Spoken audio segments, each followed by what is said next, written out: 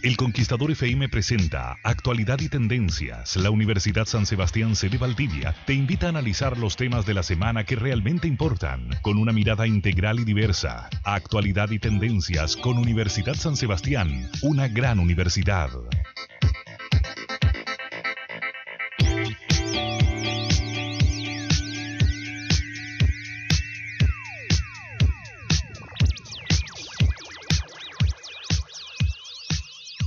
Hola, muy buenos días. Los saludamos nuevamente de nuestro programa Actualidad y Tendencias de la Universidad San Sebastián. Hoy día miércoles 19 de octubre. Como siempre me encuentro con mis colegas y amigos en el programa que hacemos con mucho cariño para ustedes. En primer lugar, doña Lorena Líbal, la directora de Pedagogía de la sede Valdivia y también directora de la carrera de Historia y Geografía. Muy buenos días, Lorena. Buenos días, Rosana, y buenos días a toda la comunidad que nos escucha hoy. Y don Francisco Mena, nuestro director de la carrera de Ingeniería Comercial, que siempre nos trae todos estos saberes de la economía y estas cosas medias oscuras para nosotras, claro, que somos profesores, pero aguas turbias. Aquí nos ilumina don Francisco entonces con su sapiencia de la íntima de los economistas, que algunos se han estado portando bastante mal. Bueno, al no parecer, solamente los economistas. Sí, en todo caso. Claro. Sí. Pasa hasta en las mejores familias, don Francisco. Así es. Así que bueno, tenemos un programa muy interesante, espero que también sea para nuestros auditores. Era un tema que habíamos quedado un poco debiendo, ¿cierto? Efectivamente, la semana pasada quedamos en una mini polémica entre nosotros, lo que se refería al voto en blanco y cómo ello podía o no podía afectar la validez del voto en blanco, y por lo tanto, claro, indirectamente dejamos anunciado esa temática. Teníamos para un gran invitado ahí, así que ahí lo vamos a anunciar, ¿no es cierto?, en el segundo bloque. Exactamente, va a estar con nosotros ahí. ¿Qué nos cuenta de la semana? ¿Qué pasaba con la economía, las novedades en el área de economía, profesor Mena? Bueno, hay varias noticias, por ejemplo, una que ha traído bastante polémica esta marcha, ¿no es cierto?, del tema de las AFP, donde se hizo un anuncio de parte del vocero de este movimiento llamando a cambiarse de 2 AFP, ¿cierto?, fundamentalmente diciendo porque las comisiones que se le cobran, ¿no es cierto?, claro, a todos nosotros son las más altas del sistema. Ahora se ha salido de parte de la autoridad pública llamando a la calma, diciendo que este es un país libre, de que la gente puede tomar las decisiones que más le convengan. De todas maneras, a mí me produce una cierta preocupación si efectivamente se hiciera esto en términos masivos.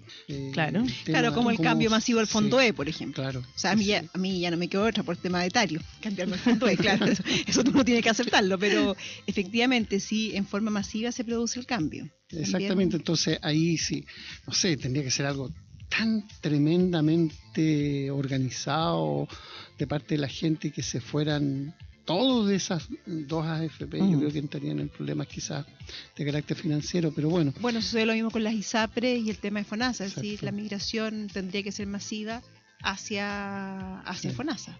Sí, bueno, lo que está claro es que las personas que tomaron esa decisión de migrar al fondo E, ahí sí que hay un problema un poquito más complicado para sus fondos, en el sentido de que están dejando de percibir ciertos beneficios. Entonces pero en algún momento tú ya no tienes alternativa porque ya no alcanzas a recuperar la pérdida, y por eso que a partir de cierto momento las mismas FP te aconsejan trasládese al fondo E. Sí, no, eso es verdad. Claro, todo depende de cuál es mi posibilidad de recuperar las pérdidas. Y yo, siendo muy ignorante en la temática, pero eso es un poco el consejo que uno recibe. Exactamente. Entonces ese es un tema de actualidad que se está discutiendo. Nosotros lo ponemos en la mesa de trabajo, los auditores. Ahora, la preocupación que uno siente a veces, más allá del tema de la AFP, ¿no?, que cuando comienza la movilización, muchos, y tú lo dijiste la semana pasada en las encuestas, no saben el tema o no hay cultura, o no hay educación previsional. Entonces, ¿cómo subsanamos esa problemática? Porque a mí, si yo no sé, me pueden decir cualquier cosa y yo la voy a creer. Pero ¿de qué forma efectivamente lo que está sucediendo, o en la medida de que yo me informo, puedo tomar también la decisión más adecuada para lo que va a ser mi futuro. Tiene que ver cómo solucionamos, yo creo que esa gran problemática de la falta de información que se maneja. Bueno, sí, en el estudio que hicimos, ¿no es cierto?, en el índice de confianza de la economía regional, que lo realiza la carrera de Ingeniería Comercial de la Universidad de San Sebastián acá en Valdivia, mostró, ¿cierto?, ese desconocimiento de un 20% de la población, de los encuestados que nosotros realizamos. Fíjense que de la reforma previsional hay un fondo por ley. Cuando se hace la reforma previsional, ¿no es cierto?, en el 2007-2008, ahí se forma un fondo para la educación previsional. Es decir, es del orden de aproximadamente, fluctúa entre 1.000 a 1.500 millones de pesos. Ese es el fondo y se llama licitación todos los años. Entonces, yo creo que hay un tema que quizás hay que empezar a licitar por ese lado, por el tema de la educación previsional. Pero, perdón, si es un fondo anual, por ley se tiene que licitar, es decir, un fondo que se tiene que gastar. Sí, exactamente. Y se ha estado haciendo. No es que esto se haya estado acumulando. Lo que pasa es que se van haciendo a veces como bien decías tú, a veces por ramas de actividad. Por ejemplo, yo me acuerdo que en algún momento en la región de Los Ríos se hizo una educación previsional a todos los sindicatos de pescadores, que ese es uno de los sectores, ¿no es cierto?, que tienen más baja densidad en sus cotizaciones, porque gente no cotizaba. Es que a lo mejor, ¿sabes qué? Esa educación previsional se orientó hacia quienes no están cotizando en el sistema y no hacia quienes están en el sistema, porque se asumió que a lo mejor por estar en el sistema no había problema. Pero el problema justamente se denota hoy día. Bueno, pero también en esa oportunidad se licitó también hacia el sector forestal, y ahí sí estaban todos los obreros forestales con sus empresas, más de 4.000 trabajadores forestales en esa oportunidad accedieron y sus familias a esa educación previsional y eran trabajadores, ¿no es cierto?, con dependiente. Código del Trabajo, en fin, con seguridad social. Entonces, bueno, pero ahora la idea sería que en algún momento se empezara a profundizar más este tema de la educación. Claro, porque en la medida que avanzamos en el tiempo también los problemas son mucho más complejos. Es decir, lo que era un problema ayer, la verdad que hoy día está subsanado porque la mayor cantidad de la gente domina el tema, pero van apareciendo nuevas aristas y eso es lo que tenemos que ir abordando. Exactamente. Y bueno, y después otro tema que está llamando mucho la atención es esta falta de normativa que se tiene que profundizar con respecto a todas estas estafas piramidales.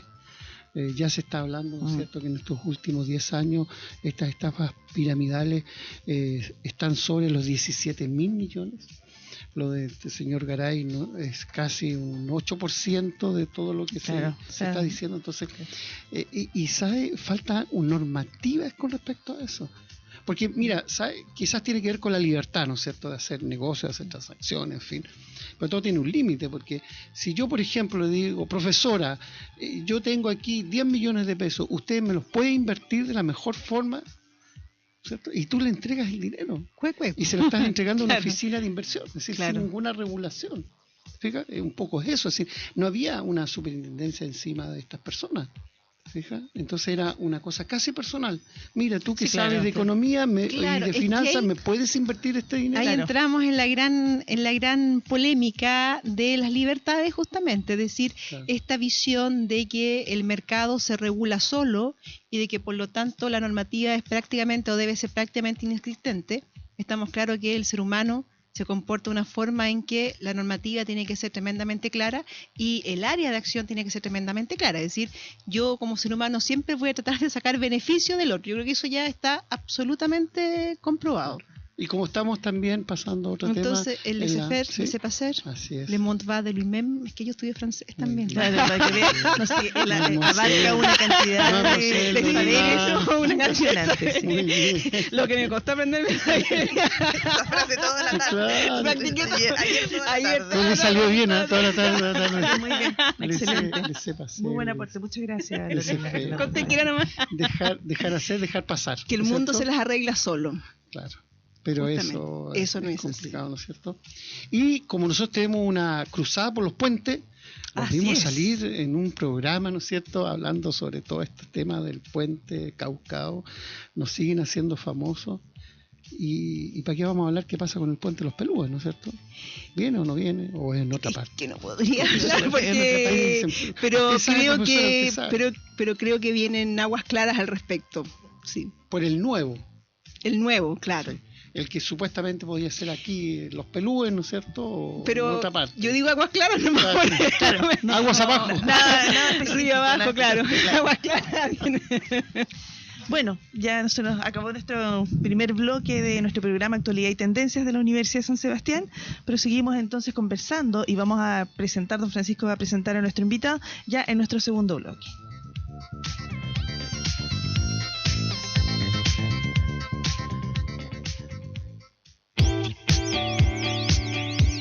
En El Conquistador FM estamos presentando Actualidad y Tendencias, analizando los temas de la semana que realmente importan. Escribe tus inquietudes de los temas que estamos analizando al email actualidad-y-tendencias@gmail.com. Universidad San Sebastián, una gran universidad.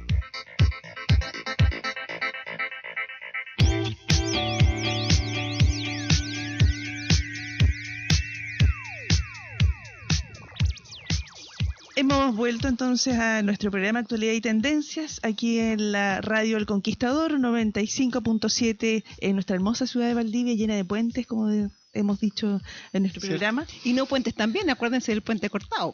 Hay puentes y no puentes. O el puente imaginario. O hay posibilidades de puente. Hay posibilidades de puente, claro. En odontología creo que hay también algo así como puente. Un puente, usa el odontólogo del puente. Sí. Entonces, Francisco, te voy a pedir que tú nos presentes a nuestro invitado, porque nosotros sabemos que tienes cierta afinidad por ese lado allí, y que nuestro invitado estaba también bastante atento de nuestra primera parte de la conversación, así que por favor, Francisco, para mí es un gusto invitado. presentar, ¿no es cierto?, a uno de nuestros buenísimos académicos y profesores de la Facultad de Derecho de la Universidad de San Sebastián, el profesor Julio Muñoz Villa.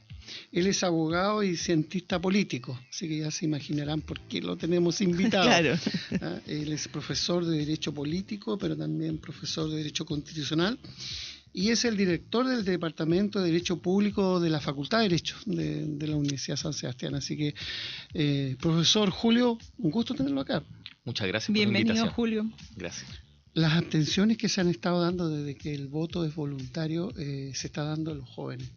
Parece que hay una suerte de desencanto en un sector importante de los jóvenes. Entonces, nosotros que trabajamos con jóvenes, y yo creo que es una bendición el poder trabajar con gente joven, uno lo hace sentir más joven todavía, es fantástico porque uno va... Más joven aún. Claro, uno siempre va a la moda. Niños. ¿Se han fijado? Me sé los músicos de moda, todo, no, fantástico. Sí, claro. Entonces, la pregunta es, profesor, ¿cómo nosotros podemos entregarle un mensaje a unos cuantos días, ¿no es cierto?, de estas elecciones para que los jóvenes participen, la importancia del voto, lo que significa sufragar en democracia? Bien, aquí hay que hacer unas aclaraciones previas. Aquí hay dos tipos de elecciones. Yo creo que adelantaba. Hay elecciones de primer orden y segundo orden. De primer orden hablamos de elecciones presidenciales, elecciones parlamentarias. De segundo orden son las elecciones locales o en este ámbito municipales. No hay que olvidar que son contextos diferentes, netamente política la otra, y en esta particularmente son de carácter, lo que se elige es un administrador, quien administra la comuna. ¿Qué pasa ahí con los jóvenes entonces? Claro, el problema está en que, mira, lo de la abstención no es algo nuevo. Si la abstención en la democracia es compleja, es algo muy alta. Por ejemplo, Estados Unidos es muy alta, en India es muy alta, en los países, claro, principalmente europeos, pero hay algunos que tienen más participación, por ejemplo, Italia, ¿cierto? Entonces, tiene que ver también con que a medida que la democracia se hace más compleja, hay más libertad, también hay menos deseos de participar. O sea, si lo vemos desde el punto de vista racional, que tú vas a un elector comprometido, responsable, a buscar quiénes son los candidatos. Profesor, pero insisto, ¿cuál sería el incentivo hoy? Porque hay principios en economía que dicen que los individuos se mueven por incentivo, en este caso incentivo económico. Pero en este caso, ¿cuál sería el incentivo? ¿O cómo nosotros podríamos motivar a los jóvenes que tomen conciencia que en estas elecciones es bueno que participen? Ahora, lo que yo he visto desde el ámbito del aula, ¿no es cierto?, cuando uno está con los jóvenes, los factores son multivariantes. Claro, mira, los jóvenes hoy día no podemos decir que no están interesados en política. Son los más empoderados en política. son los que marchan, son los que están en las discusiones, en los grandes temas. Un joven que está empoderado, que nació en la época de los 90, en la década del 2000, o sea, que es el hijo de las redes sociales. Si hay alguien empoderado en política hoy día son los jóvenes. Es que claro. Pero cuidado, porque no siempre el votar o el no votar significa no participar. Sí. Es muy interesante conversación antes de este domingo de elecciones que vamos a tener en nuestro próximo domingo aquí en nuestra ciudad, en todo el país, pero evidentemente es una elección más chica, como decía, más pequeña, más local. Las invitaciones que vayan a sufragar, de todas maneras ejerzan ese derecho. Pero relevante, es decir, es una elección que justamente... Sí, claro. Pero, disculpa, es importante porque aquí no se elige quien gobierna, se elige quien administra. Claro. Quien administra el municipio. Hay problemas que son más comunes, vecinales, hay recursos, o sea, es más cercana a las... Tiene Entonces, que ver con mi ciudad del día a día, claro. ¿Y qué es lo relevante? Claro, y usted premiará o castigará. Eso en definitiva puede hacer con su voto. Exactamente. Bueno, Julio, te queremos agradecer que nos hayas acompañado esta mañana con un tema muy controversial que hemos analizado, yo creo que muy en profundidad. Da para más de un programa. O sea, de todas maneras. Bueno, ya sabremos en algún momento, vamos a ver los resultados, así que lo iremos a comentar. Sí, por supuesto que tenemos que comentarlo. Así que les agradecemos mucho habernos escuchado esta mañana entonces aquí en el 95.7 Radio El Conquistador en Valdivia. Les agradecemos nuevamente a Julio su presencia en esta mañana y nos encontramos el próximo miércoles. Chao, chao. Adiós. Adiós.